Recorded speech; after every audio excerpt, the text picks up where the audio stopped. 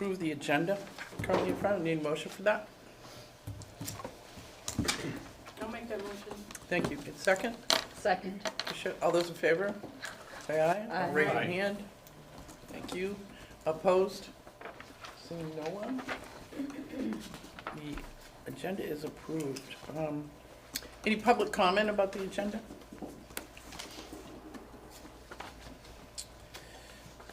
I'm gonna ask that everybody introduce themselves.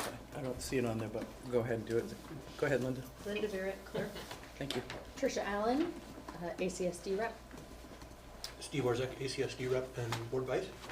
Joe Markowski, resident of Bridgeport and WIB member. Thank you.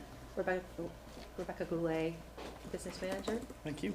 Christina Macklin, Addison Northwest School District Rep. Dan Rosignol, Addison Northwest at-large representative. Nicole McTavish, superintendent and director. Wendy Pratt, Assistant Director. Kim Farnham from New Haven. I'm the community at large member from the Mount Abraham School District. Sharon? Sharon Meacham, East Middlebury WIB member. Thanks, Sharon. Steve? Steve Ernie from Starksboro, representing MAUSD. Steve, question. Have you been to Starksport Town Hall and got yourself sworn in? Nope. You can't vote then. You understand that, right? Yeah, I guess so. Don't be too upset. Yeah, I only tried to remember to do it like 3 times. Yeah. We'll get there eventually. Patrice? Patrice I'll run Alexander. down tomorrow. Go ahead. Thank you. And we have 2 visitors. Introduce yourself. Supervisor of facilities at the Education. Thank you.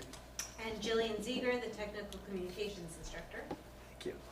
You want to talk about her a little bit, or Sure, do you want to do it at the, we could do now? that? Or do it now and then let her go? Well, that's what I mean. Okay, great. Just who she is and what she does, and welcome.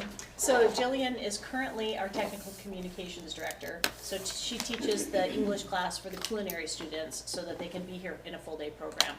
You also might remember that we recently posted the curriculum director job for our center, which will oversee our curriculum and assessment and instruction here at the center, and also help us to standardize our curriculum, get it posted, and ensure that it's in alignment with the requirements of Vermont and the requirements of each of the technical fields.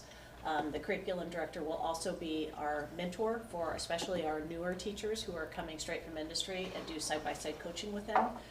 And we are going to be starting up a program where we really come side by side with any teacher that's in the teacher preparation program, because we have determined that that is a big barrier for our instructors. In fact, one of the resignations that we have tonight is specifically, that was one of the indications for that instructor that he wasn't going to pursue this field. So anyway, we posted that position, which is an administrative position. We had a very robust set of candidates for that pool, and I'm very happy to report that the successful applicant and our new director of curriculum is Jillian. And you have her resume in your packet. I think you'll be very impressed. Jillian has both started programs, in developed and implemented writing workshops. She's run an online school. She works currently with the Bread Loaf Center at Middlebury College. She has taught through a Johns Hopkins program and through several universities and colleges.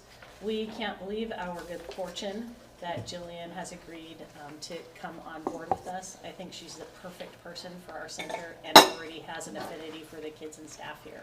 So we're just thrilled. Can you say a few things too? Sure. Well, I couldn't be more thrilled to have been offered this position and to have the opportunity to be here in a more thorough way. One of the elements that I think will be important part of the position is that I will be here full-time, so I will be able to teach the later morning technical communications class as part of my duties. I know that has prevented some students from enrolling here because they couldn't get English credit, And I'm so happy to be able to give that service. I've already got my mind going a million miles an hour as to how I can adapt the culinary curriculum, to work across the board for different programs. And yes, I come from a pretty long teaching career. I taught for 11 years at Woodstock Academy in Connecticut as an English teacher, and then for 4 years at Ellington High School, where I was the library media specialist, and then I moved to Vermont a couple of years ago. I have subbed at the Ilsley Library. I have mostly been working at the Breadloaf School of English in administrative capacity and working with the teacher network there. So I've been sort of straddling higher ed, K-12 ed, and this is just such an exciting position because I still get to work with kids and I get to put to use some of my years in the classroom and work with the colleagues. Everyone has been so nice here, even for just a part-timer like me, so it's very exciting indeed. Awesome. Awesome. Welcome. Thank you, everybody. Welcome to the new job. Yes. Yes. Awesome. And no pressure if you would like to go, but you are always welcome to stay. Well, I have a nice piece of salmon marinating in my fridge, so I think I might go home. Save some for the over. Make some cake if you want dessert. Thank you, everybody. Thank you. Have a good night. Bill, do you want to introduce yourself?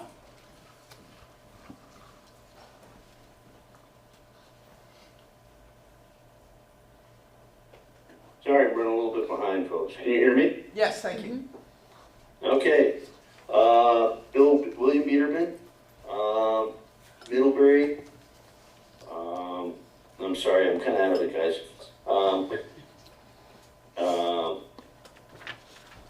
And I'm a relatively new board member, about a year and a half. You're a veteran. Thank you, Bill. Yeah. So next, we have a consent agenda. If you do have a question regarding that, we can pull it out and deal with it separately. Any questions? Seeing none. Were both the members offered a moment to do public comment? Yes. Oh, okay. Yep, they were. You were shuffling around. Oh, that's right. It is your birthday. You're in time. Can I ask you a question? Ken? Sure. The personnel recommendation, was that just what you did? Or no, this is something different? So there were two things. Jillian was one, and then you will see linked there is a resignation of our manufacturing instructor. Linked There's no where? If you refresh, I think you'll see the link. Okay. So there wasn't a link in the printed one. Yeah, there wasn't one. Do you want to pull it up? Maybe display it so Yeah. the public can see Yeah, I it. don't see the link, sorry. That's fine. What, don't they have this? Yes. The letter, there you go. There you go. Thank you. Press the little box there. Hold on. Okay, You have to refresh, yeah. there you go.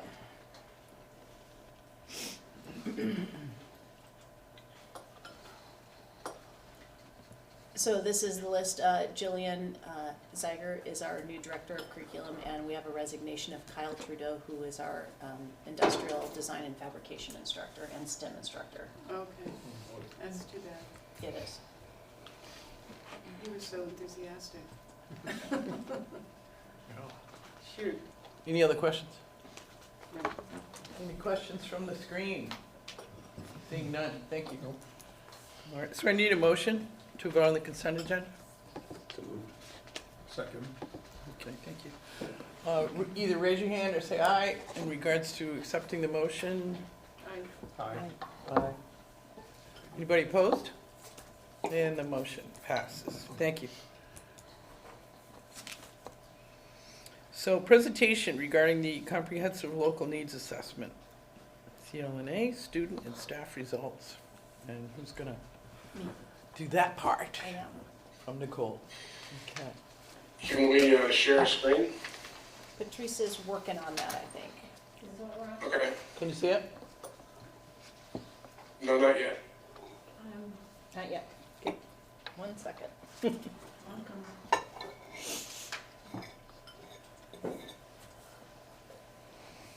There we go. Oh, right on. Thank you. Okay. Good job. So you may remember that when we're applying for our Perkins funds, which are the federal career technical education funds that we get each year, part of what we have to do is the comprehensive local needs assessment. So this is a large-scale research project that all centers have to do every year, where we reach out to all of our stakeholder groups, parents, kids, community members, industry people, and we also do a lot of detailed work about what are the labor trends in our area, what does Addison County need us to be providing, and then are we providing it? And then really in the weeds data about how we're meeting special populations, all kinds of special populations. And if we're making progress on having non-traditional students in our classes, for example, girls in diesel or boys in nursing. So each time we go through this process, we give all of that data. That's part of our package that we turn in for our funding. The center receives somewhere, it fluctuates, but $120,000-ish, which is a lot less than you might think, given all the work that goes into all of these materials that we put together each year. We're hopeful that over time, there's some work afoot to maybe increase Perkins funds. Perkins used to be significantly more money than it is now by like tenfold. So it really has diminished over time. But we can always be hopeful that it will again increase. But regardless, it's a good exercise for us to go through. We get a lot of data as we do this process. So what I'm going to talk about today are the results that we have from our own staff, and then the results that we have from students. We put this survey out to all the students at our sending schools. We do not know, there's no way to know how many of them are students that go here or not. They're just all high school students. So I'll be able to talk about that data. So first up is our faculty and staff survey. Go ahead.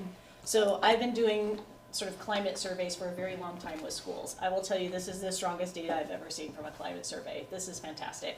You're never going to get 100%, but when you have 85% of your staff saying that they enjoy working here and 10% saying that they're neutral, that's amazing. So I'm just really thrilled at these data.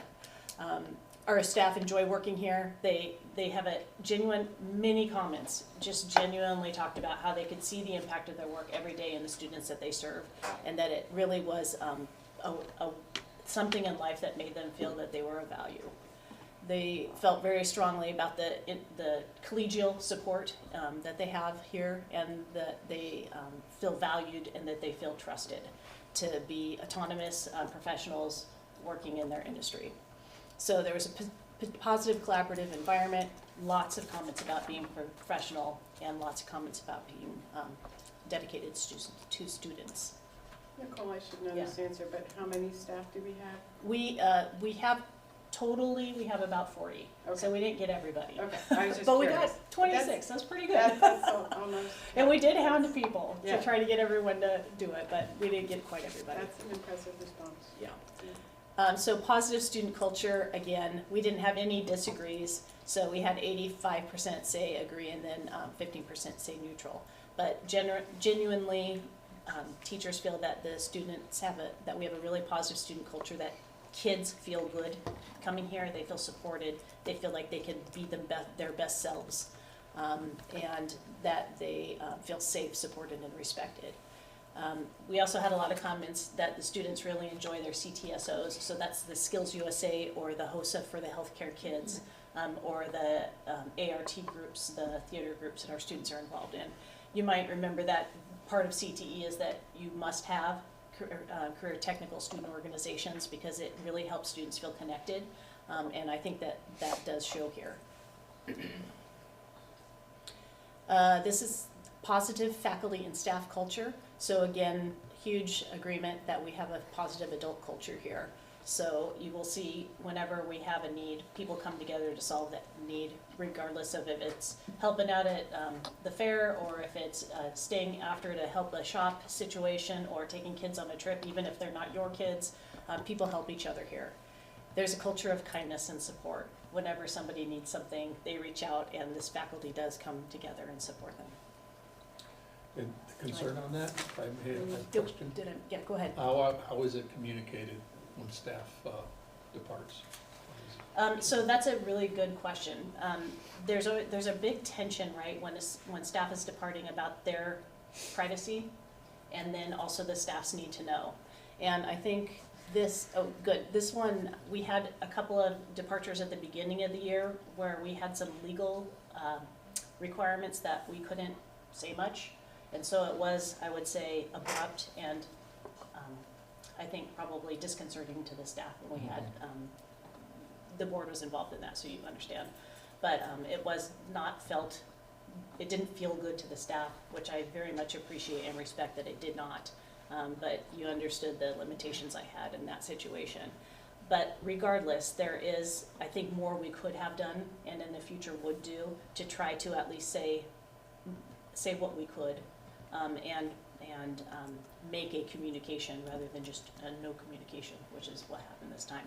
Yeah, So, I think, yeah. just to add, I think most people would understand if there is there is a privacy issue. Right, And there's the wishes of the person who is Right. moving on. right. So I think having them understand that and saying we couldn't communicate Yeah. is, I think, real important. So I But think. it is disconcerting, as you say, to people. For sure, and we took that to heart, and we've had, like, for example, this resignation that we just shared today, we had a collaborative conversation with Kyle as he was leaving. How would you like to communicate it? What do you want us to say? Okay. Because we don't want the staff to feel this again. And he was great, and a communication went out, and I think it was very professional and supportive of him too.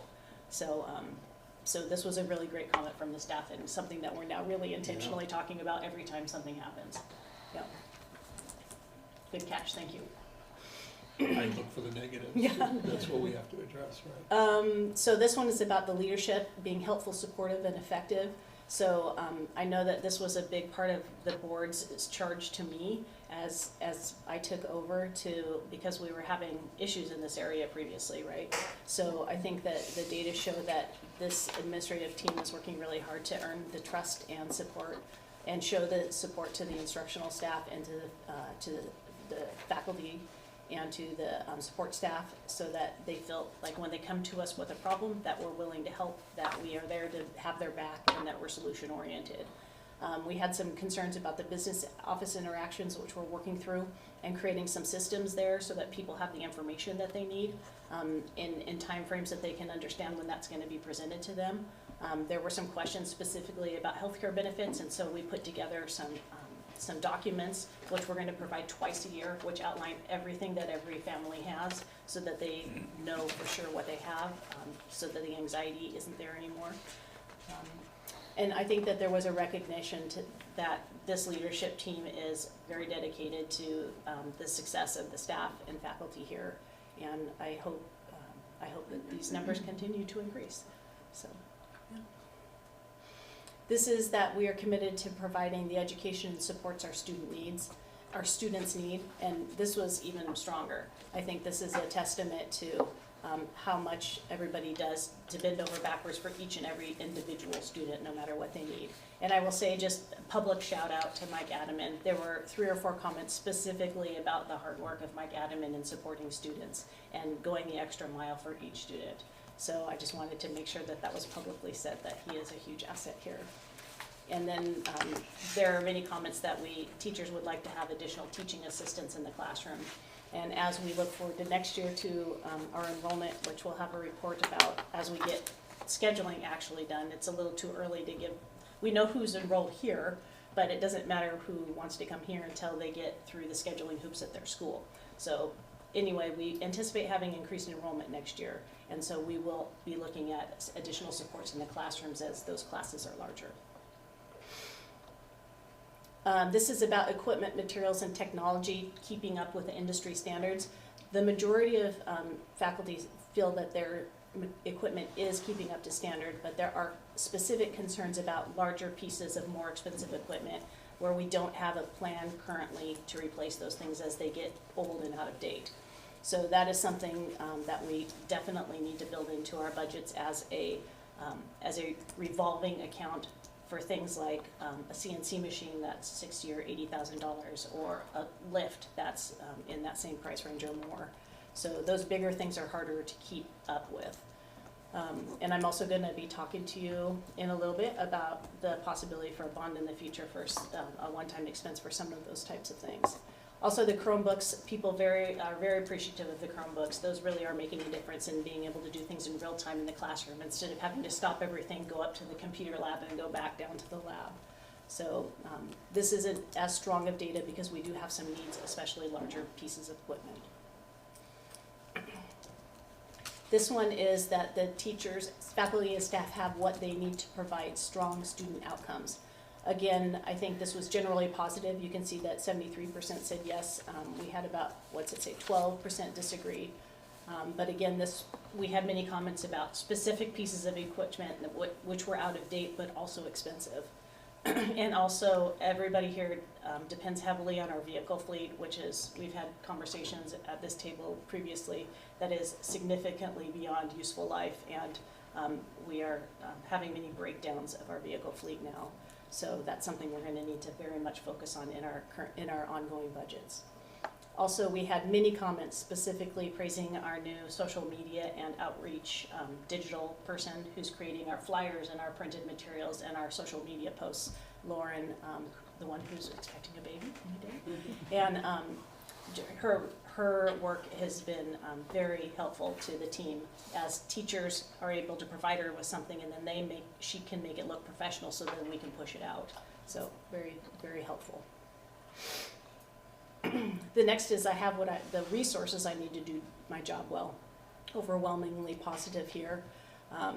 Most people felt that they had what they needed to do their job well. Many people, we had probably 3 or 4 comments now thinking back over them specifically about teaching assistants, and we have agreement on that. I think we're gonna definitely need to have at least 1, maybe 2 more teaching assistants next year to support the increased enrollment we're gonna have in our lab classes. And teachers also indicated that when they came to advocate for something, that they felt like they were supported in that.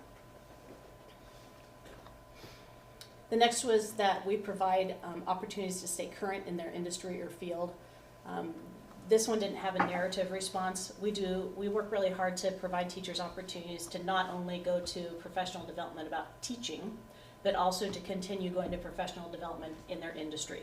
So it's important that everyone stay current in both things, and so we work real hard to support the industry PD as well, so that people can go interact with the people in their field and still stay closely aligned with the workforce. So these were just narrative responses. So what keeps you working at PAC? You can see that people feel satisfied. They feel like the work that they're doing is meaningful. You can see the words fun, community, passion, and mission. Those came up over and over again in the narrative response. Also camaraderie among the faculty and staff.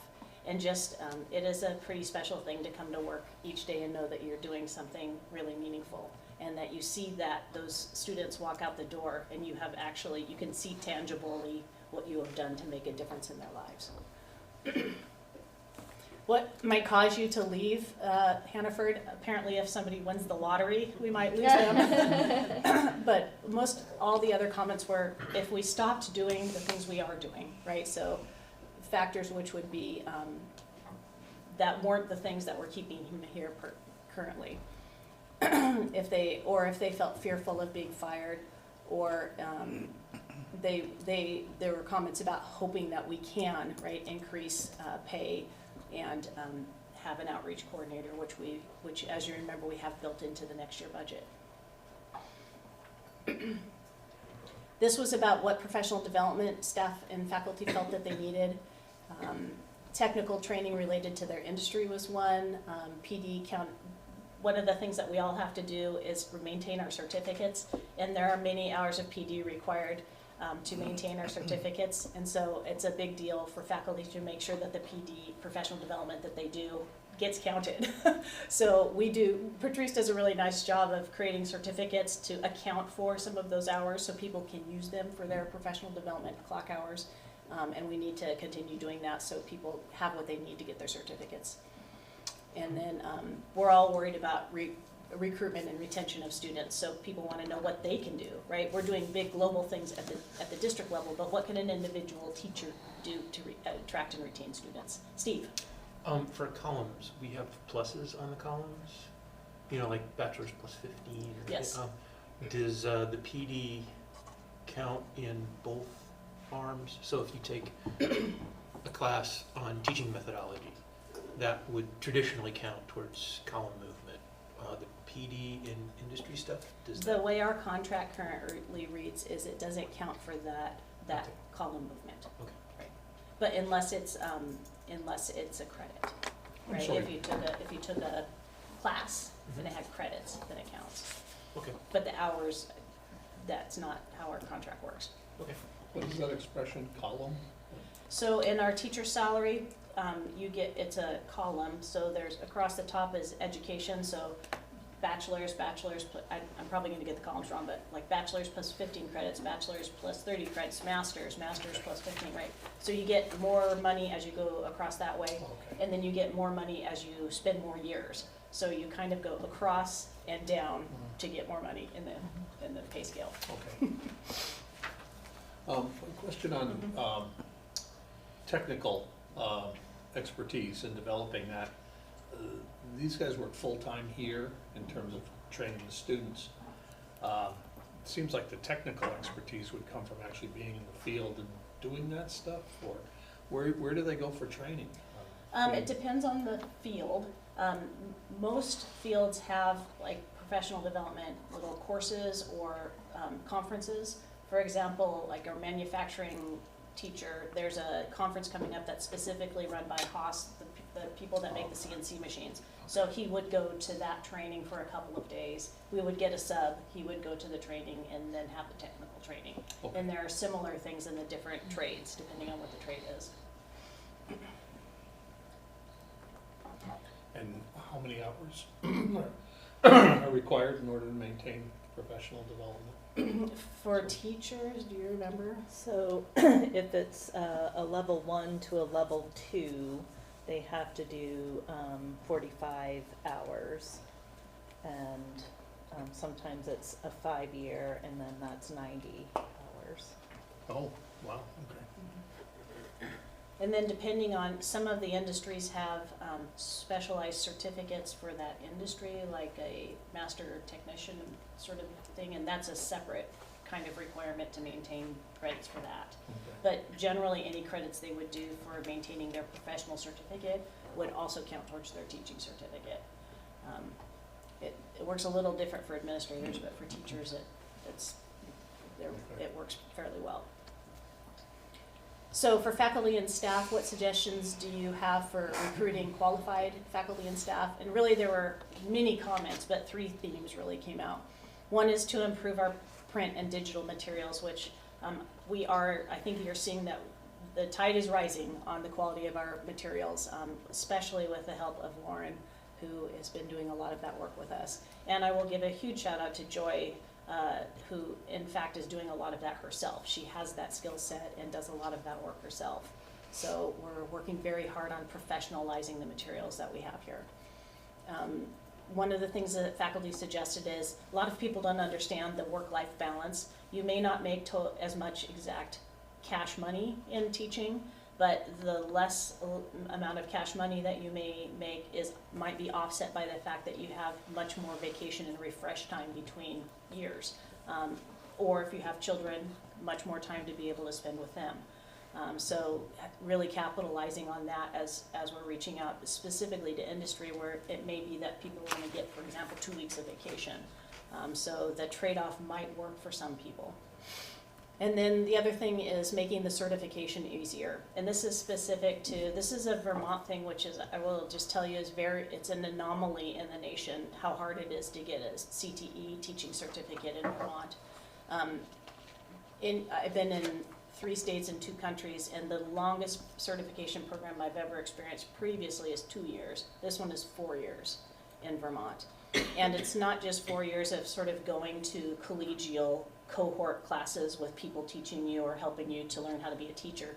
It's like, it is college classes, writing papers in APA format, doing research projects. It is not necessarily aligned to the type of work that teachers are doing in the field. And especially in our case, our teachers are very frustrated by the disconnect and the amount of just time it takes to do the work when they're first year teachers and they're struggling with all of that goes with that. So we give a lot of feedback to VTSU, who runs the program, and I will say that they are responsive and are trying to improve. It's just not happening quite as fast as it probably needs to happen. And I will say that it is a significant barrier to us retaining teachers. So Kyle will be the third teacher we've lost because of the CTEP program. Have people brought this up to Oh, the yes. VSBA? Oh, yes. That's probably a stupid question, but yeah, it Yes. sounds like, Right, you know, you're It's out. not just CTE. right. It's the same thing for traditional classroom teachers. They have to go through a pretty significant set of hoops to move from industry into teaching. Yeah. It really is remarkable, the difference from state to state. I don't know why Vermont has set the bar where it is.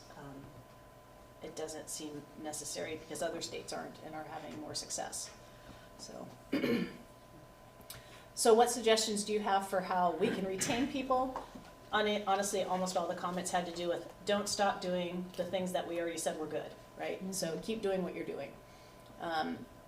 Everybody, you know, there's a very, we have to do a very careful tightrope between the fact that we need to continue to talk about enrollment, because enrollment is what funds our entire budget, right? And also not making teachers feel anxious, right? Not having anxiety about enrollment. So it has to be important, but not overly important, right? So that's kind of the tightrope we have to walk, is making sure that people are cognizant of it, that it is important to attract and retain students, but that people aren't fearful for their jobs or anything along those lines because of enrollment. So that's what we have to really be mindful of as we work on this. And then somebody said we should have a Peloton bike. So. And then what do you most value or appreciate about the Hannaford Center? So again, without a doubt, the number one response running through all of the comments was that the people love the people. We appreciate our colleagues, we love the students. Lots of comments about they were appreciative of the new leadership and that we were working hard to support them. There was meaningful relationships with the students, especially teachers really like that they get their students for the technical classes every day for 2 hours. You really get to know a student over that time. They liked the relaxed atmosphere. Relaxed but professional, I think, is what I would call our atmosphere. It is not lax, it is relaxed, right? It is appropriately professional, but also not anxious. The teachers enjoyed the trust and autonomy they're provided here, and that the continuous learning both that we provide in the professional development here and also what they get to do in the field, and the close-knit family that we have here. What would you change? Teaching assistants was the number one thing. I think people need the additional help in the shops. Remember, even if you only have 8 or 10 students in a class, oftentimes you have students working on all kinds of different projects or all kinds of different machines, and having only one set of eyes keeping all of that in tune is tough, even in the best scenario. So teaching assistants are a really important part of what we do here. And then our robust roster of substitutes you may have seen in the Adding Independent, that we just raised our sub rates. We're now the highest around, so shout that out to everybody. We went $10 more than the other people we could find. So, and then our proactive approach, and we've tried to take the heavy lifting of student enrollment really at the administrative level, trying to have teachers appropriately concerned that they need to have kids in their classes, but not so concerned that they're feeling anxious about their job. So. And then 6 themes that have emerged across the questions. People are what make us great. The feeling of serving students. There was this survey also happened to coincide with all the budget voting. People were incredibly grateful for our community's support. We are very cognizant of what's going on everywhere with budgets and just feel so thankful to our community. Also that we need improved branding so that we create an identity, and better support during the CTEP program, which is that teacher prep program, and hopefully more teaching assistants. And then this is a piece that Perkins always makes you do, which is, these are the demographics of the staff that we're filling out the survey. So that is the staff survey, so I'll pause here and answer any questions before we go on to the students. Yes. I mean, first is, I guess, kind of a baseline one. Was the survey anonymous? Yes. Totally. In fact, you can't tell from the survey if it was a faculty or a staff. It was just adults in the building.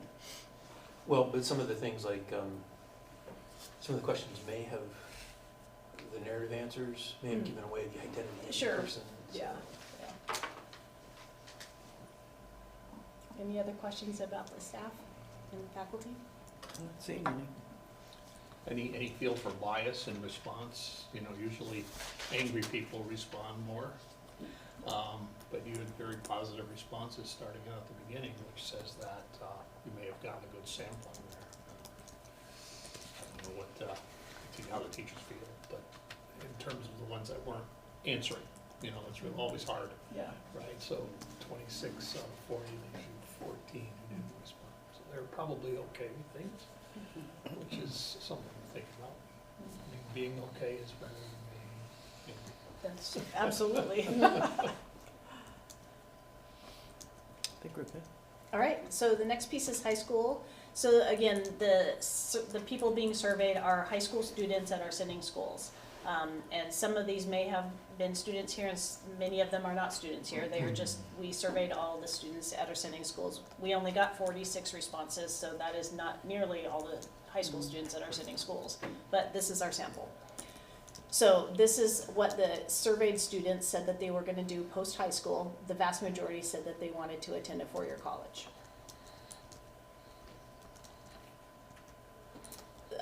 This is, did you ever consider coming here?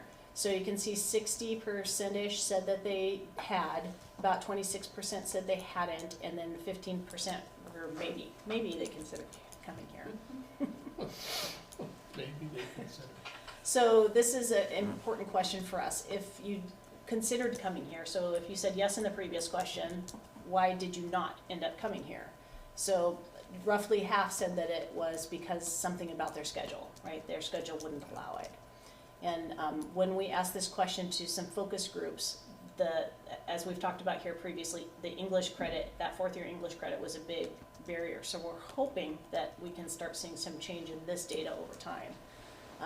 And also the hard work that Wendy in particular is doing with the sending school counselors to have them better understand how we can make things work here with schedules. And huge credit to this school district and the principal, Dr. Steele, who is working extremely hard to align her schedule with the Career Center intentionally with that goal in mind so that kids can come here. So 72% felt like they knew everything we offered here. 26 felt that they didn't know if they knew, and then a little sliver said that they didn't know what we did here. This is an important question for us. I was encouraged by my counselor and teacher to explore the opportunities. So only 52% of kids said that they were encouraged. 34 said neutral, and then 13 said that they were not encouraged. So this is really telling for us. It should be 100% of kids were encouraged to at least give us a thought or a try, right? Yeah. My parents were supportive of me, so again, I think that this shows that our parents, it's not our parents that are the barrier. In fact, we've been talking a lot about how do we directly market to parents and kids, and try to eliminate some of the middlemen barriers that kids might be experiencing. So parents seem very supportive of us. This was the students saying that they felt their learning opportunities were better at their high school. About half said yes, 22-ish% said no, and then 23 or 24% were neutral. This is that they felt they could be more creative or empowered at their high school. And I'd say here, this is a good sign. They didn't feel that that was the barrier. We are not against their creativity or empowerment. I'm sorry. Go ahead. By my school means not coming here, or, Correct. okay. Right. Can you go back one more? Oh, sorry, the Friends one. Next Oh, one, could be please. more There you go. creative. I felt that my learning oh no, sorry, go back to the Friends one. Did we miss that one? Here we go. So this is indicative of, if it kind of looks like if students' friends didn't go here, then maybe they didn't go here, right? And this actually follows the research in the field very closely. There's a lot of research, especially about students who are minority students or students who are othered in any way, or students who are non-traditional in any way. If you can get a little group to come, they are significantly more willing to come, and they are also much more likely to stay. So if you can get 2 or 3 kids that are friends to come to a new experience, they are more willing to give it a shot, and they are more willing to stick with it. So that is a strategy that lots of people use when especially trying to reach out to underserved or minority students, is trying to get groups so that they can rely on each other and have a little cohort which helps them get through things. So it's almost like a chain, right? If you can get a couple, then a couple more come and a couple more come. So how do we leverage our own students to get the word out about how great our programs are here?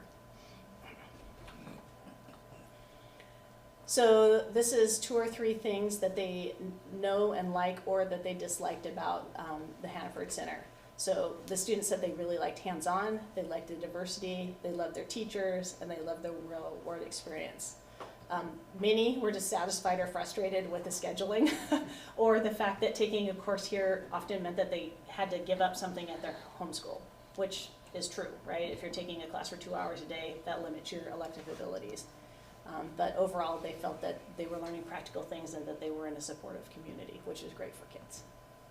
Nicole? Yes. How are the schedules now with the other sending schools? You mentioned that Middlebury's working on theirs, but how are the other 2? I have no indication that the other 2 are changing their schedules in any way. Okay, thank you. So what does that exactly mean? Like, I know they went back and forth, they did change schedules, so are there limiting factors now, or? Go ahead. And what are they? Yeah, everyone's following the every other day piece, The AB and day? that, Yeah. AB, some people even odd. So that helps for our pre-tech programs. Okay. The technical programs,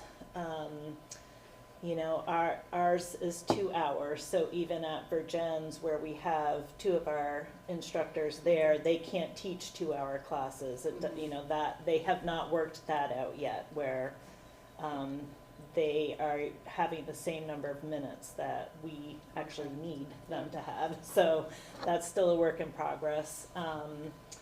And I think just getting the students here, that travel time, trying to work out all of those logistics. Our early release days are kind of a mess. The 2-hour delays, kind of a mess. When it's anything out of the ordinary, it's, there's a lot of logistics that go into that. Okay. Good question. Thank you. So this is what would you change or add to make it a better option for you or your classmates? Many students suggested that we do more of the showcases and also, of course, schedule changes to better align, or shorter, more accessible classes. And we're not allowed actually to do shorter classes. It's state statute in Vermont, the length of our classes. We have talked about whether or not culinary should be a full day class. We don't have any plan for changing that in the immediate future, but we do have many kids say that that full day is really the barrier. And it's such a fantastic program.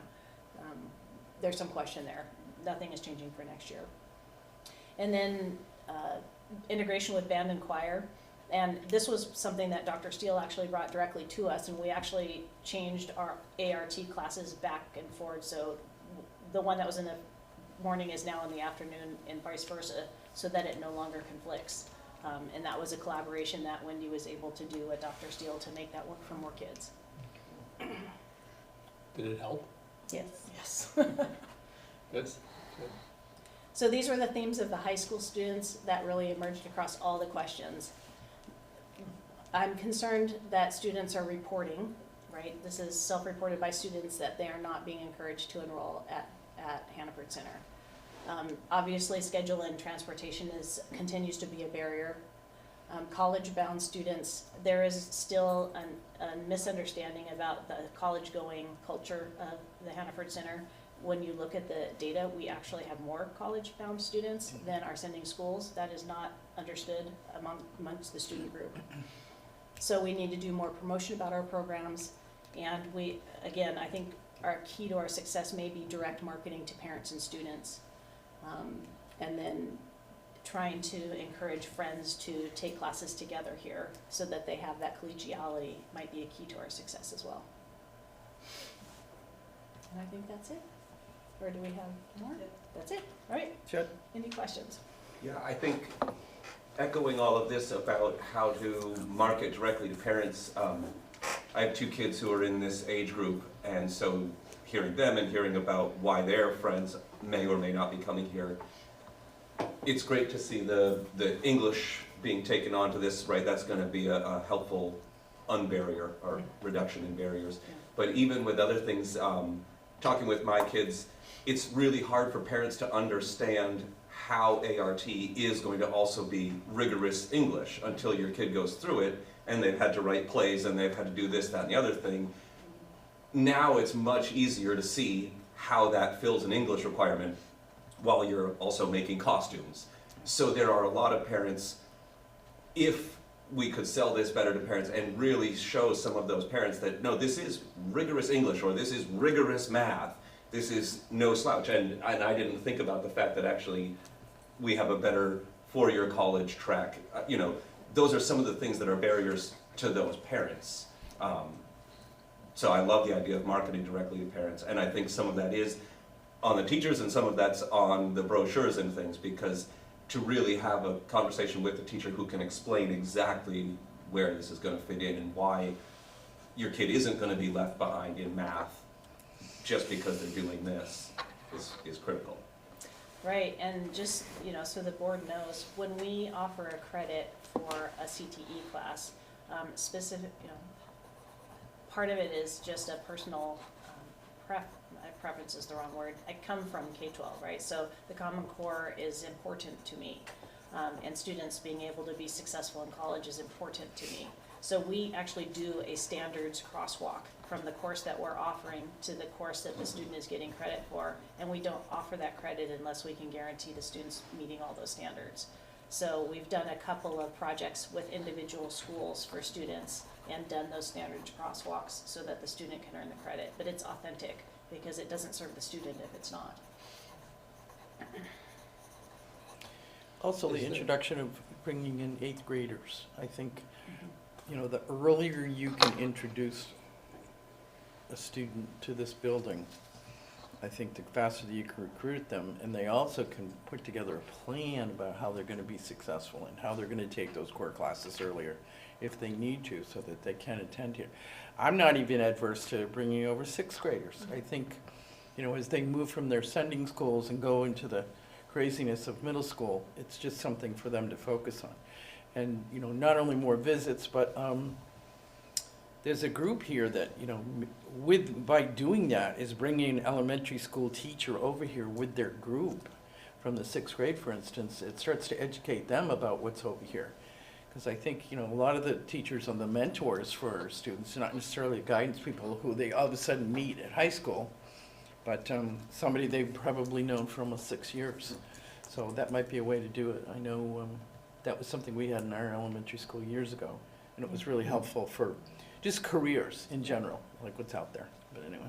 And just so the board knows too, our FFA leaders are working directly with our instructors, and they are physically going over to our middle schools and doing projects with the middle school students. It's really wonderful. Yeah. Is there, I know this is a stretch, are there any statistics on the kids that go to college from here compared to at large?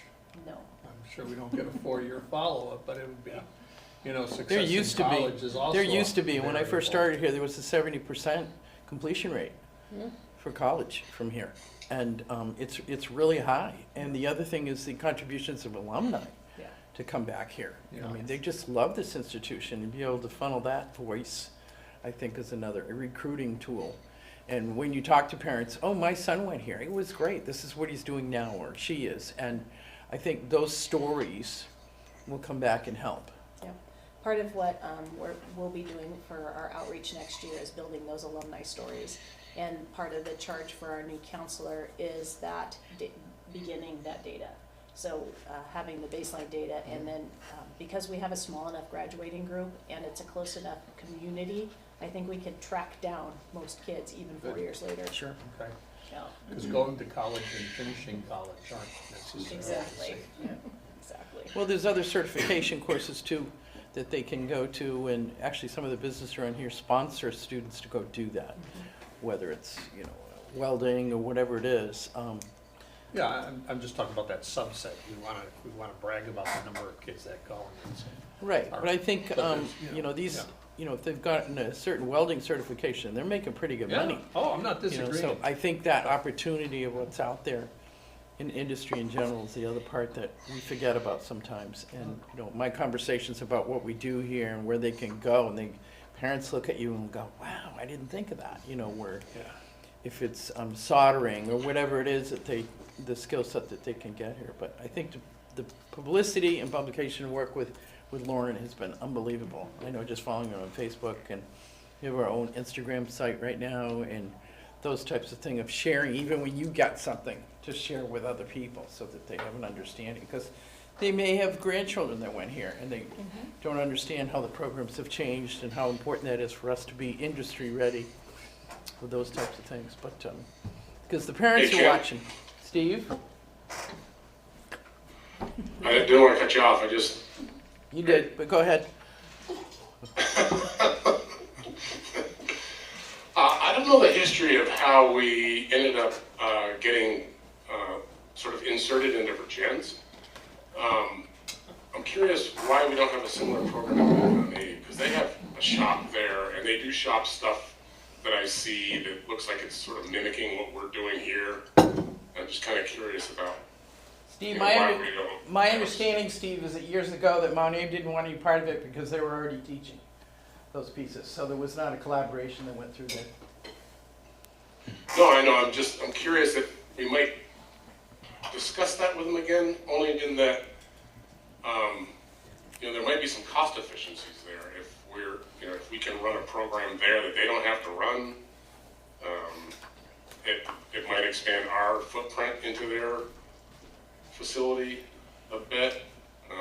Just might be worth, poking the room about that. Yeah, and important for board members from other sending school districts to know, Vermont is unique in that there's actually state law prohibiting that activity. Districts are not allowed in Vermont to compete with CTE centers. So we have some work to do in that area. Well, that'd be an interesting conversation to have with them, I think. Yes, and I actually just, because I plan to talk to Dr. Baker when she comes later in May about that particular thing, I have just finished working with Ruth Durkee at the state to get all the statutes so that I can show them to her. And it might be worth doing something here at this board, so those of you who sit on other boards can have those conversations. Any other questions from anybody online? Thank you. Neat. Joe?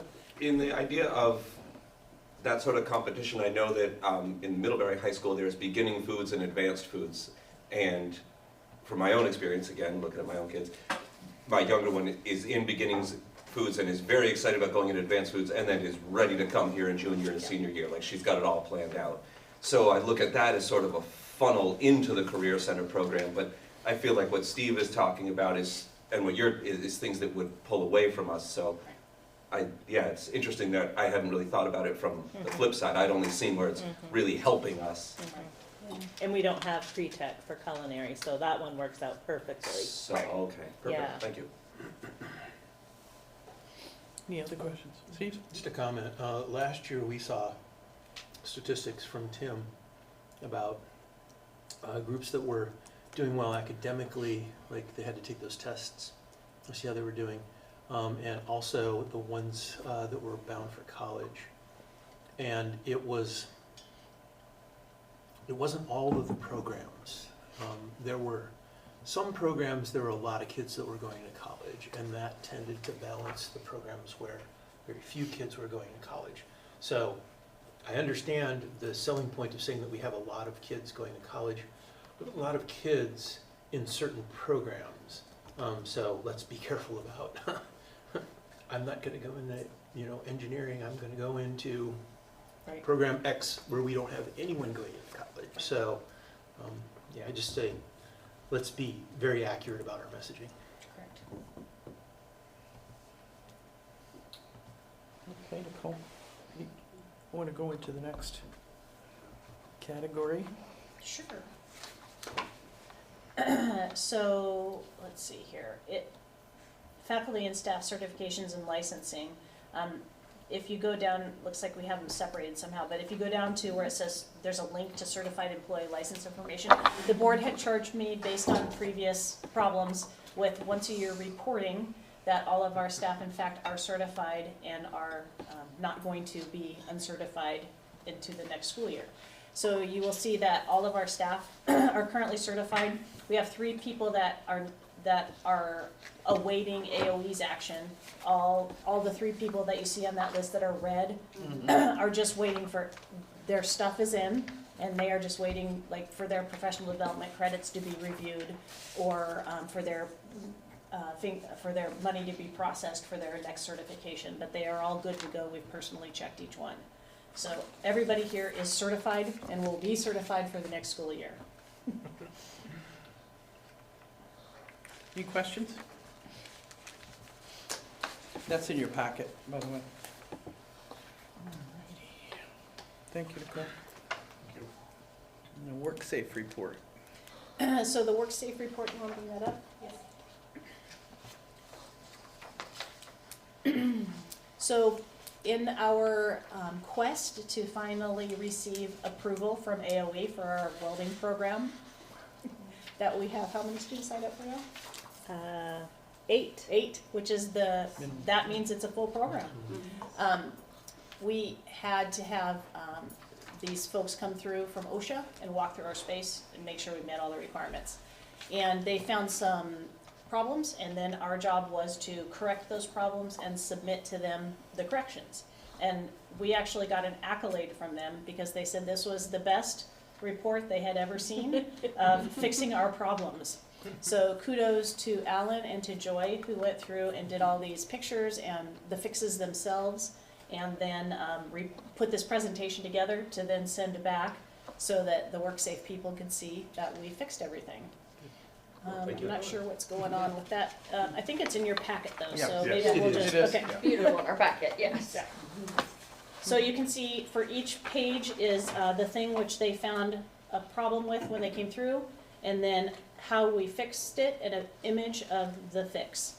So there was the oxygen storage, which has been corrected, the fire extinguisher, which has now been inspected and relocated, the blocked panel, which was cleared, and you can even see we drew little stripes on the ground, the electrical box, which was fixed and mounted, the compressed air, which was removed and then plugged in at the source, the PPE storage, which was, we not only fixed and replaced some PPE, we also corrected the storage of it all. And then the ventilation, which was corrected.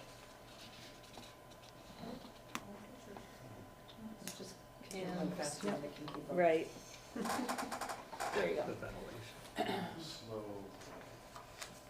So kudos to Alan for doing the work, and Joy and Alan for putting together the report. Well done.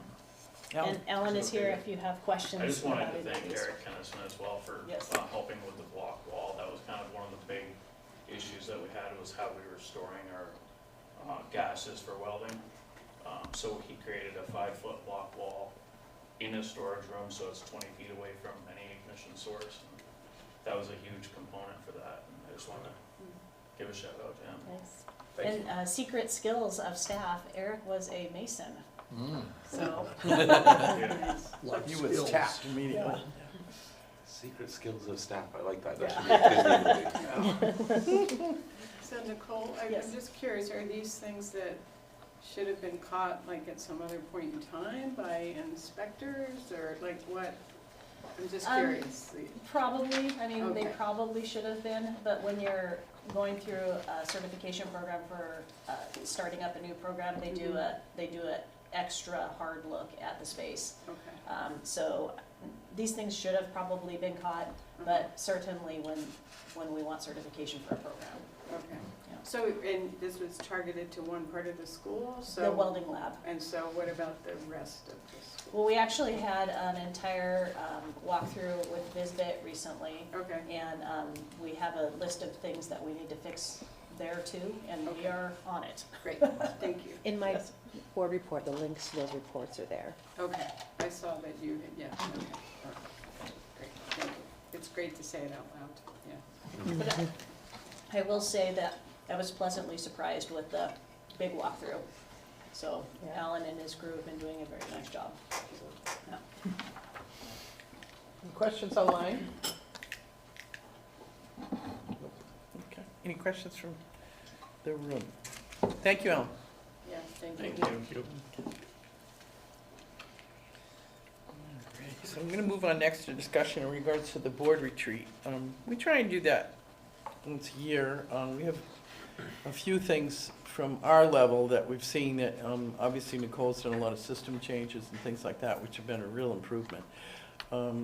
Steve and I had a little conversation about some of the things from policy, for instance, that he's seen pop up. But I don't know if you want to talk about that now, Steve. Anything that you think would be pressing during that retreat?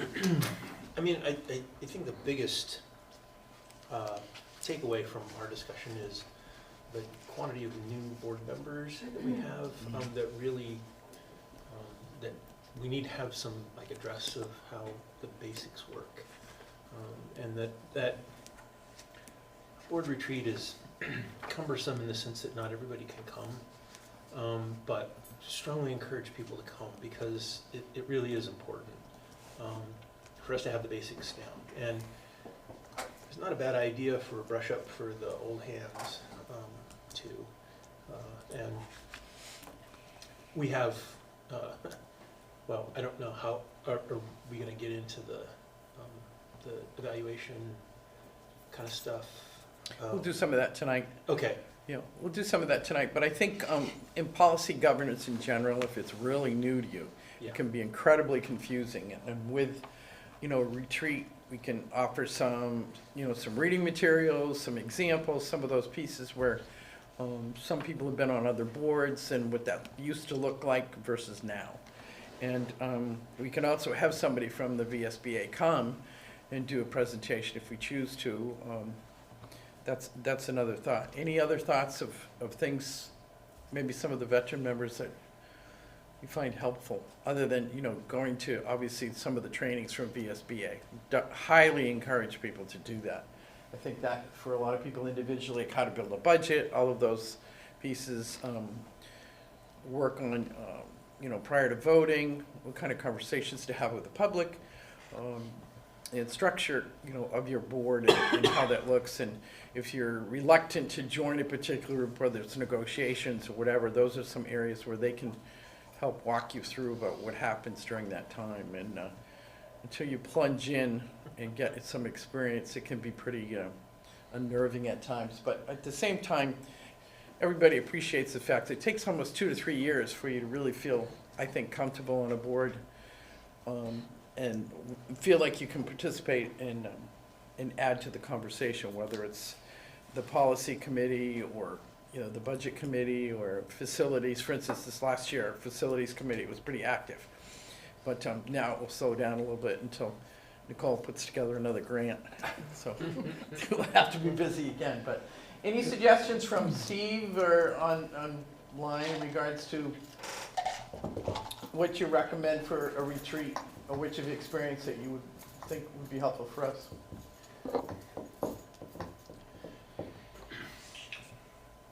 I don't know, maybe just a refresher of, maybe a quick little refresher about the curriculum. Just going through all the different things that we're offering, what's new about them, what the current needs are that the board can help with. Good suggestion. Can I? Yeah. We were kind of blindsided by two things, the CLA and the changes in what turned out to be the tax structure and the costs. I'm sure those were on the agenda for the board for quite a while before they came up for VSBA. And can they tell us what's on deck?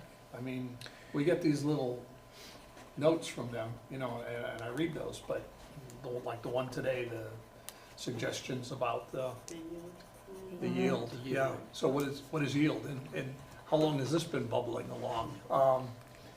Act 127. Just to know what's coming up, you know, it would be really helpful so that when it came up, I would understand what the heck was happening. Because this year Well, I think by the time we have our retreat, there'll be some more information available. Judd? That actually plays into my question. Is this, I think, usually in August that we do the board retreat, or is this? We haven't picked a date yet, Okay. but I think, you know, traditionally, we've done it then. Yep. I think now with the building stuff all settled down, there's more time for that, because there wasn't a lot of time before, but, and it's usually lasts for a while. It's not, you know, you try and do it like the time of the meeting, but sometimes it's a little longer. So, I think. is there a policy wonk at VSBA that could speak? oh, excuse me, Judd has Oh, the floor. sorry, Go ahead. you're welcome to, I just already asked one question, you're welcome. Yeah, okay. yeah. Yes, there is. There's all sorts of people available to do that once they figure it out, and I think that was pretty obvious with today's email, that they're observing, they're watching it, but if you're not familiar, for instance, what a CLA, you know, Yeah. common level of appraisal is, and all of those factors, you're right, it can be very confusing. Steve? And I would encourage people who are new to the board, you are not responsible for all of this at once. That's right. You know, and it's probably best to take a pocket of expertise. If you're particularly interested in politics, which is part of what we do, so watching BSBA, watching the legislature, watching any kind of legislation that's coming through the Senate or the House Education Committees, I mean, that's a lot of time and effort. And if you want to do that and then learn about policy and learn about facilities and learn about legal and learn about finance, and you know, you are setting yourself up to be overwhelmed. And I probably would suggest to somebody who hasn't done all this, maybe choose your lane and become an expert in that area, or get comfortable in that area before That's you try what to I'm looking do. for. Yeah. A level of comfort, not an expert. No, There's no but- way, but a level of comfort where, you know, we got hit with so many things at the same time when this budget came along that I was frankly overwhelmed. I mean, and there's a specialty called being a parliamentarian, so you know how boards function and what's proper etiquette for doing these things. People pick that up, and unfortunately, people who have served on boards, they don't take it as seriously as other boards do. They come in with bad habits, or you know, well, gosh, we always had this little conversation with all the people that showed up, and why that's probably not a good idea.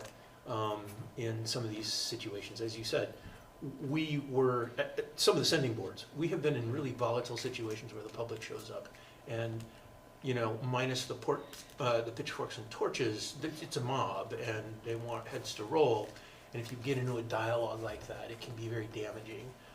And so, there's reasons why we do things, and it's probably a good idea to get familiar with the basics of parliamentary procedure, along with whatever specialty you would like to focus on. And I think a retreat can help you get an idea of the different areas that we have needs in, because as people leave the board, we start to have needs. Nick was really good at finance, and some of us are, we know it, but somebody who could specialize in that would be helpful. So Kim, Go ahead, Steve. He's breathing. to Dan's point, what Dan's mainly confused about doesn't apply. That's it. CTE, that's true. right. Board. Our funding source and funding mechanism is to describe what's different between how the CTE gets funded versus the yield and the CLA and the the student weighting formula and all of that stuff that applies to the sending schools. I didn't know that. Kim, a couple of things. Go ahead.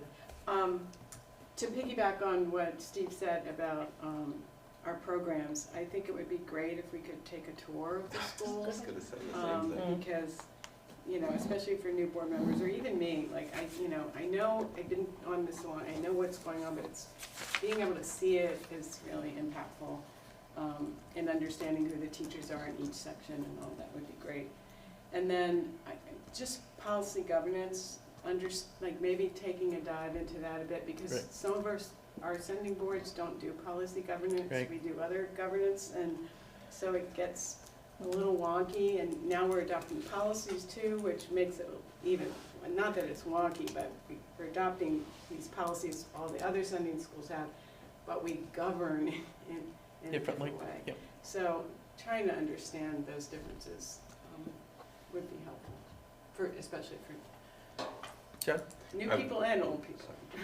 I would just like to echo that. I was going to ask, are we going to do the board retreat here, or, you know, on campus or somewhere else? And if we do it on campus, I was Yeah. going to say the same thing, could we take a tour? So I love that idea. Yeah, and just one last thing, we used to get educational presentations at every board meeting from different programs here, and I would love to see us go back. to Sometimes that. by students and Yeah, sometimes they- with teachers. It was Instructors would always, show up with their students, or, yeah, Yep. just that, and that clues us in, I mean, your reports are amazing. I mean, just all the pictures, and we're getting that every week, but it gives students an opportunity to come, and the public to see, you know.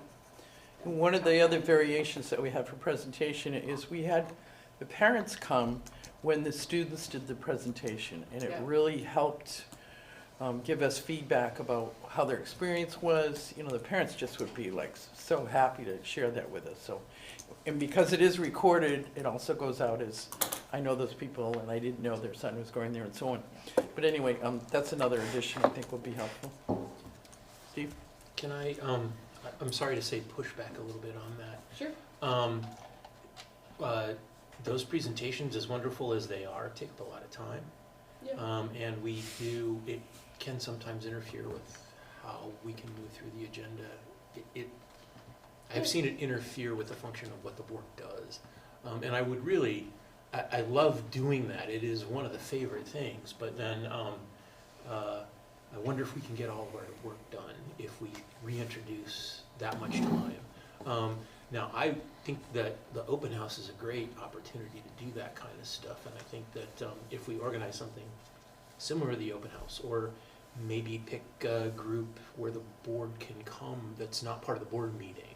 Yep. And the other thing that I would say is I would love to tour the facilities as well. I would also like to tour the facilities with knowledgeable people at North Campus, because we don't get up there that much. So.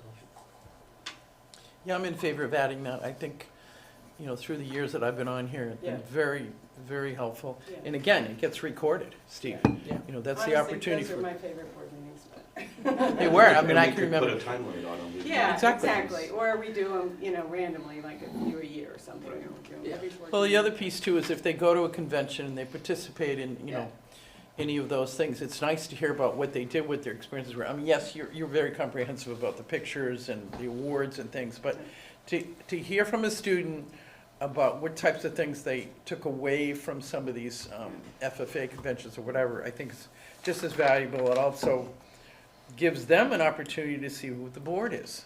A lot of them don't know what we do and how that works. And as a leadership experience, I think it's important to them. Anyway. I didn't mean to say never.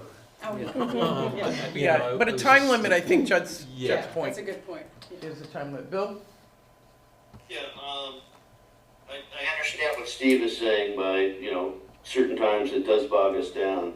But if we had a couple times a year, it is important for the kids for public speaking to be recognized for what they're doing. And it's important for those programs as well. And it's educational for the board. And speaking of time, we're about 45 minutes behind. Are we picking a date for the board meeting tonight, Kim, or? Excuse me? Are we picking a date for the board retreat tonight, or? I don't know if we've gotten that far, but anyway. Oh, okay. Talked about August, but no, I haven't gotten that far, personally. Anyway. Thank you, Steve. You shut your camera off. You've had your dinner, I'm sure. No, I was just, Yeah? Thank you for that, Steve. Appreciate it. Employee certification license information, we definitely had that. Future bond, you wanna talk about that a little bit? Yeah, so this is just a very short snippet to introduce the idea and then for longer conversations at a later time. So on November of 2025, we will pay off the North Campus bond. I have an interest in running a subsequent bond for something like the same amount of money so that the tax rate stays about the same, but to cover some one-time costs that we have, such as vehicle fleet, large pieces of equipment which are out of date, one-time costs, not ongoing costs. So I just want to put that out there as an item for future discussion. I certainly understand that in the current budget scenarios going on, that may be something that we have to think long and hard about, but we do have some one-time needs that will not be able to be covered with ongoing revenue even from increased enrollment. And that's, You said for the same amount, do you have that amount? I believe it's about 1.8 million. Okay. Is that correct? It was, Okay. yeah, give or take a little bit. 7, I think. Any questions? Any questions about that? All right, thank you. No, but I think getting the list out and the reasons out as early as possible ahead of the need Yep. or the ask is the best thing. And the next item is in your packet. It's the school year for 2024 to 25, and I think this now is a group calendar for all the way up to CVU. Is that Right, correct? so we are trying to show the state that it's possible to have a statewide calendar. So the Champlain Valley Superintendents Association came together over a long time. There was a lot of negotiation to be done to come up with a common calendar. And there are some dates in there that are not totally common. There are 2 or 3 because of specific things that happen in communities. But I will tell you, the Addison County calendars are exactly the same. All 4 of us came together and 5 of us came together and it is exactly the same. So this is wonderful for kids. There won't be as much craziness when some schools are on and some schools are off, or somebody has spring break and a different, so that's not gonna happen. And I will tell you that all of the Champlain Valley, the major breaks are all the same. So people who have kids or spouses in different districts, any place in the Champlain Valley will now have all the same breaks. They may have a professional development day here or there that's different, but their breaks will be the same. So it's a huge win, and I'm really excited for it to be less problematic for families. Big accomplishment. Long time coming. And I'll tell you, shout out to Patrick Green, who really led the charge on this. Steve? Yeah, do we typically approve the calendar? No, this is just for your information. I apprise you of it, but the board doesn't have to approve it. That's weird, you have to in our school district. I'm just, it's ringing a bell in my head that we actually, I don't know if it may be mixing it up with Mount A, but for some reason I remember approving the calendar in the past. I don't know if anybody else recalls that. I know we do in our own school district, and as in request, the board votes on it. Yeah, maybe, But I don't know. maybe it's just a sending school thing. Yeah. Okay. We really have to follow those approved calendars, otherwise, we wouldn't have any kids coming here on the same days, so I guess that makes sense to me, that you would do. Oh yeah, no, I totally agree with where it's going. I'm just thinking about procedure here, like what was past procedure. So the action agenda, we have some items in there. I'm gonna ask Nicole to talk about the welding program and why it's back on here again. Right, so hopefully you did your read ahead, because this is too much to digest in a board meeting. So you may recall we've already done this. So we did, you approved the starting up of a standalone welding program in our January board meeting. But when we turned our board minutes in to AOE, they were not sufficient. So all of the things you see in this attachment that you've already read are what AOE needs in our board minutes So I'm gonna ask the board to again approve the welding program and everything here to be put into the minutes of this meeting. And do you need that as a separate motion? So moved. Hold on. Do you need that as a separate motion rather than doing the action agenda totally together? I do need that one as a separate Okay, motion, okay. yes, yes ma'am. Steve, you said that so moved? Yep. I'll second. Thank you, Sharon. I don't know if I have to create them. Is there a motion to be read? It's already prepared? Do you need one specific Or do I or have just to make approval something of? I need approval of the welding program and all materials linked here to be included into the meeting minutes. You all set with that, Linda?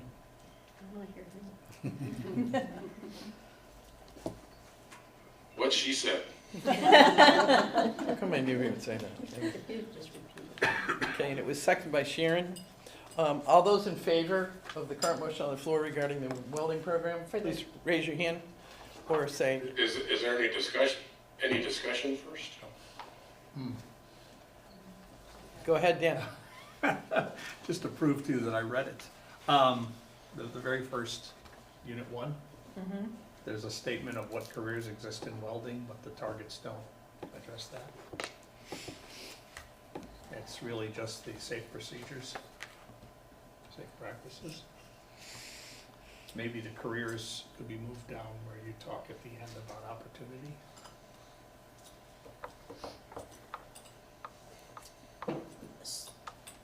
So if the board wants to change anything about this packet, we have to go back to the drawing board.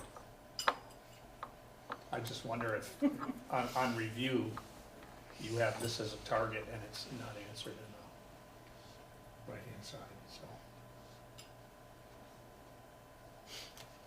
I don't want it to get bounced back at you for another hoop's worth. There is a section at the end that talks about opportunities, and that's, I think more relevant there. Dan, can you repeat what your issue is again? The number 1, Unit 1, the question is what careers exist in welding and how might the skills found in these areas be useful in other fields or industries? And the learning targets really focus on the second part, which is what safe practices do I need to demonstrate?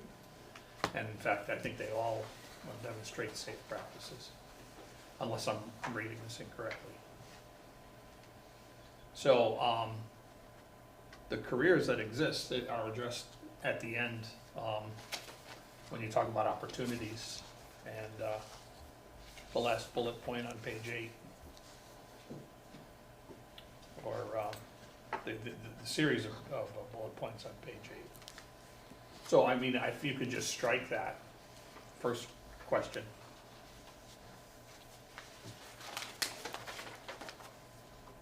I don't, was this a standard format that they sent and asked you to address these points, or is this something that we?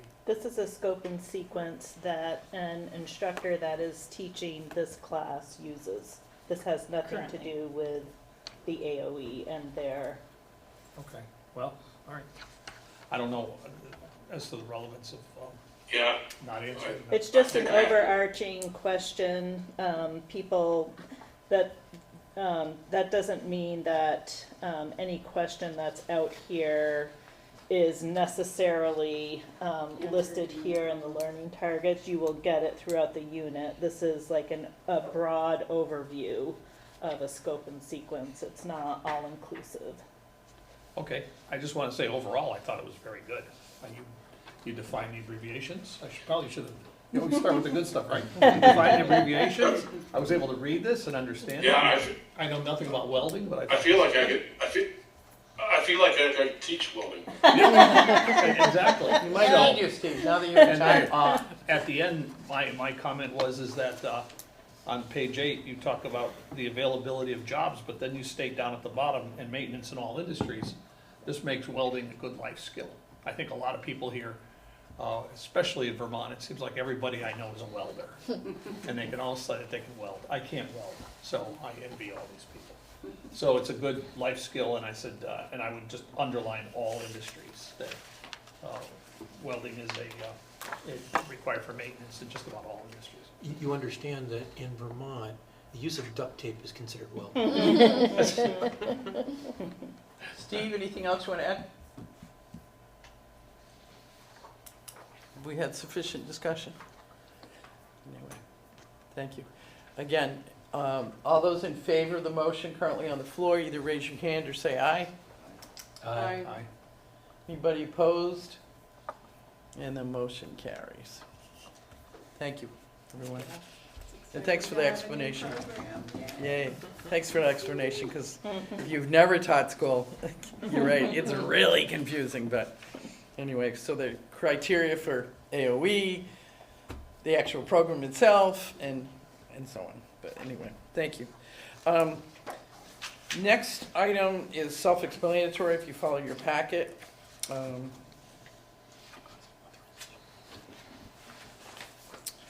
And we'll need a motion on that for e-deposit, correct? You need a motion on that? Yes, Thank you.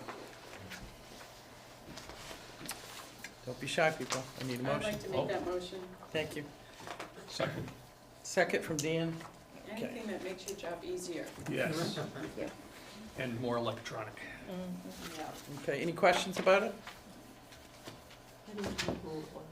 Excuse me? I didn't know who made it. You made it. Christina I and made then the Dan. motion. Thank you. Okay, any questions from the wall? Okay, thank you. All those in favor of accepting Rebecca's request for e-deposit, please raise your hand or say yay. Thank you. Yay, aye. Aye. There you go. Anybody opposed? And motion passes. Thank you. The next is a credit card application. Brooke, you want to give us a brief, just the change maybe from before to now? And so on? Sure. Thank you. So currently, the district has one credit card in Patrice's name from the M&T Bank with a credit limit of $25,000. We keep that credit card locked up in the finance assistant's office. And very rarely does the card leave the building unless there might be some travel. So when folks need to use the credit card, they have to have a Form 1 in place, and they come down, and Candace or myself or Patrice will help them make the order with the credit card, so we all have sight of it.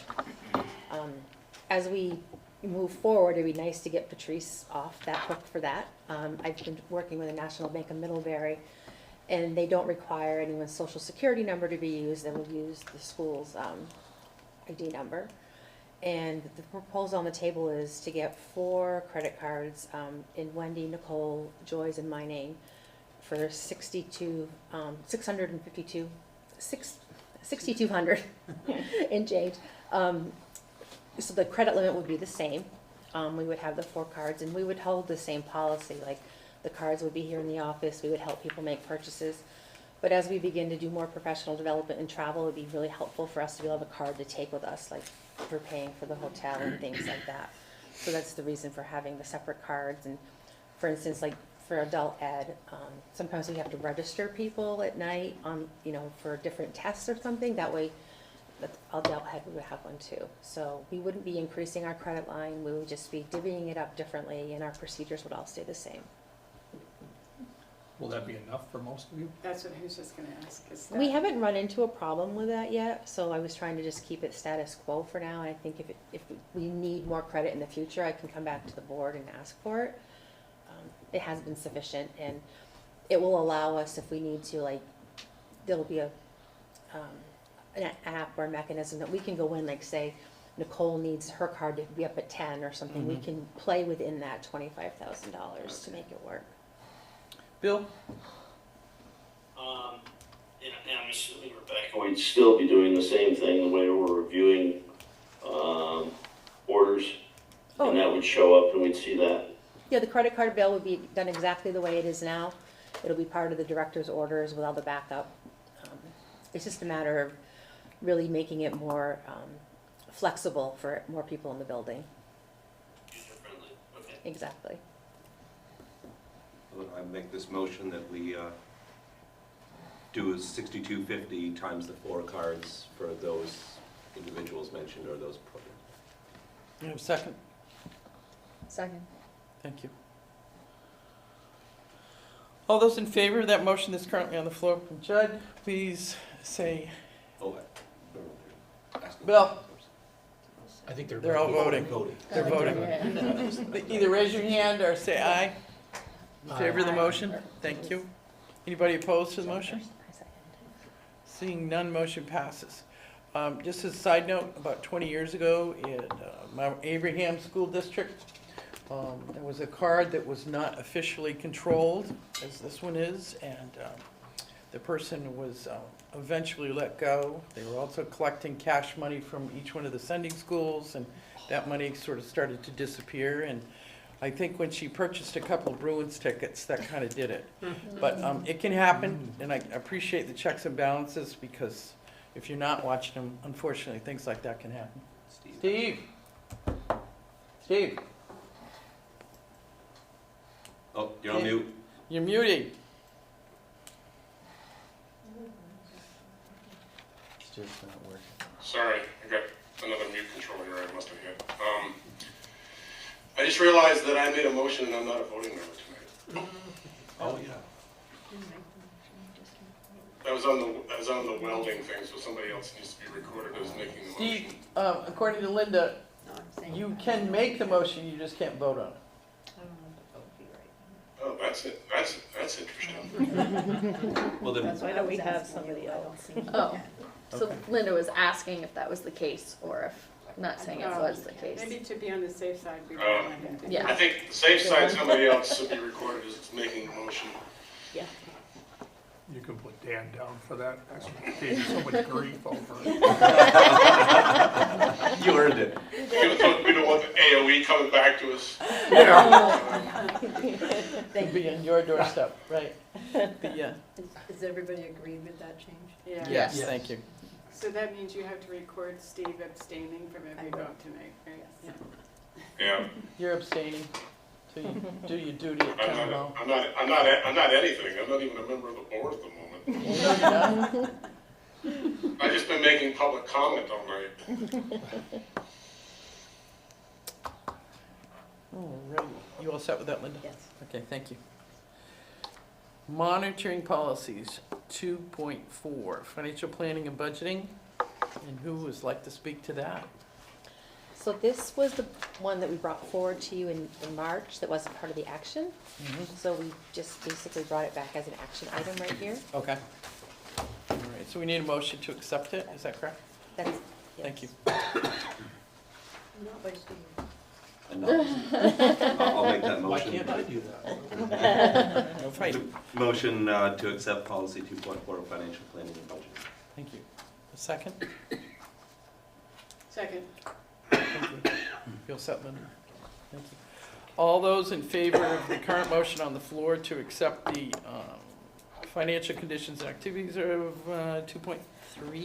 2.4. 2.4. Okay, thank you. All those in favor, please raise your hand or say aye.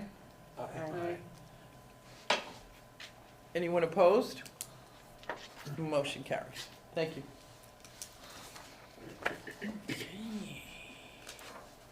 So public comment, I don't see any public here, but nobody's online. Am I right, Patrice? So we don't have any from what I can gather. So I need a volunteer for policy 4.1, which is the governing style. And other than Steve said we went over time, that was one piece that he monitored. And he can't say anything That was else. the public comment. Yeah, exactly. Judd? Although, yeah. Oh, sorry, I think. No, well, I was just gonna say, now we're just 15 minutes instead I of was just gonna say, 45, so so we've I know. made Made up up so some much. You made it time, Steve. Are you happy? Yes. So, Go for it, Jeff. policy 4.1. Yes, thank you. I think, you know, we all recognize we went a little over time. I think Steve's point to already going over time, but bringing more things in should be well taken so that we've reduced that risk. But I do think that it was great to hear everybody's opinions on having those students and teachers in for these meetings. I do think it would be worth it if we can schedule it properly.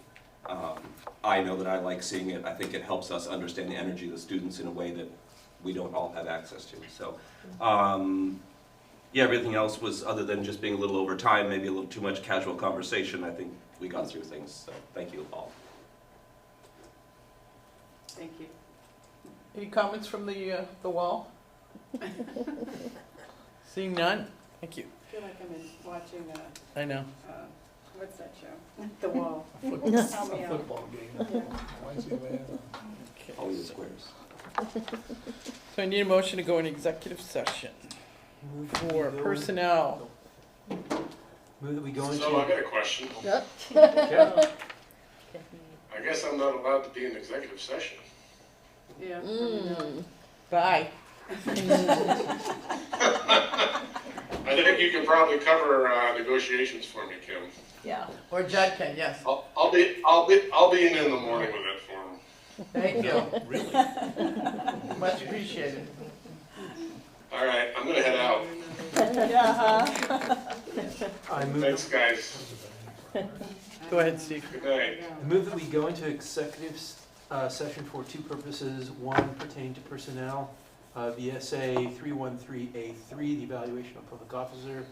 And second part of the session will be covering VSA 313A1, labor relation agreements with employees, and followed by action and adjournment.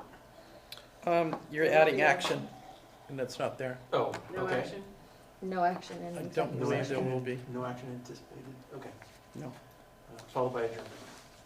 I mean, do you have to invite the superintendent when we do this? Yes, you have to invite anybody to sign Thank you. the board. Can you invite Wendy too, please? Yes. Okay. So Nicole, Wendy, Rebecca, I need a second. you can go home. Thank you. Do we need a second? We need a Yes, second. you need a second. Okay. Second? No, Thank you. Second, yeah, we're- You can.